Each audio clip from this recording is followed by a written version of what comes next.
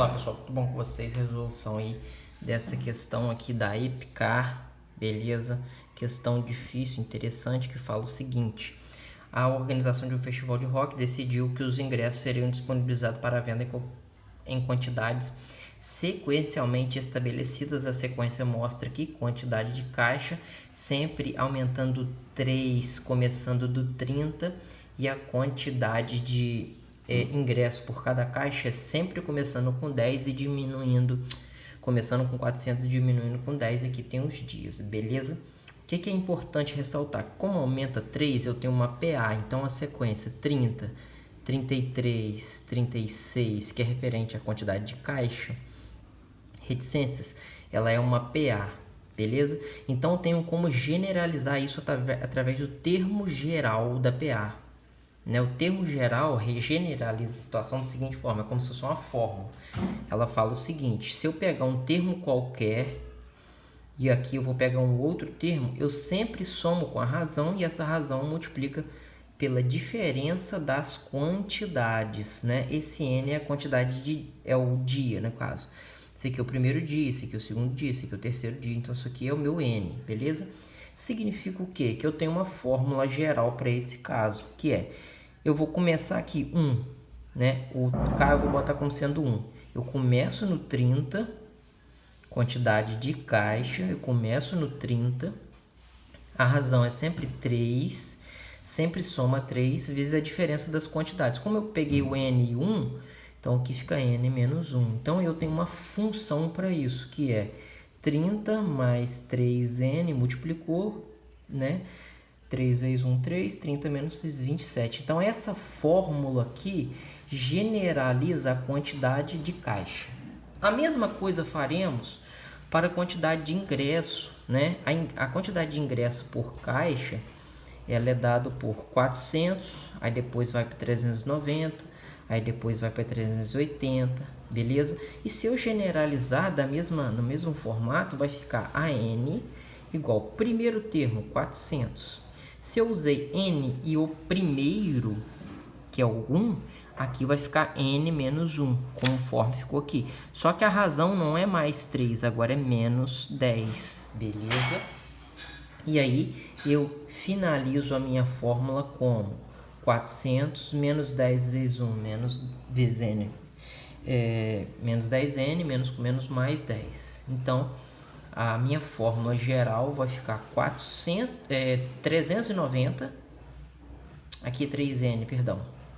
Então, vai ficar a minha fórmula geral, perdão, vai ficar exatamente 400 mais 10, 410 menos 10N. Essa é a minha fórmula geral. Por que eu fiz isso? Porque aqui generaliza caixa, aqui generaliza ingresso. Ele fala o seguinte, que isso foi feito até o 38º dia. Dia a dia, o total de ingresso era integralizado pela venda, integralmente vendido a R$50 a unidade, certo? Então isso significa o quê? Que para descobrir a quantidade de ingressos, eu tenho 30 caixas vezes 400, eu vou fazer 30 vezes 400, né?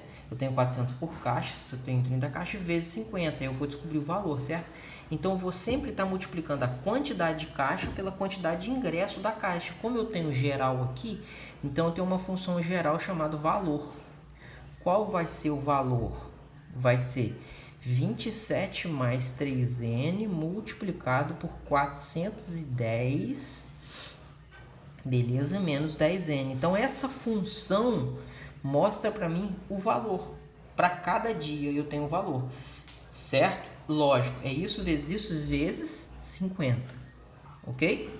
Então, agora vou agilizar a multiplicação aqui para a gente chegar no resultado final aqui para a função valor, ok? Então, acompanhe comigo rapidinho agora.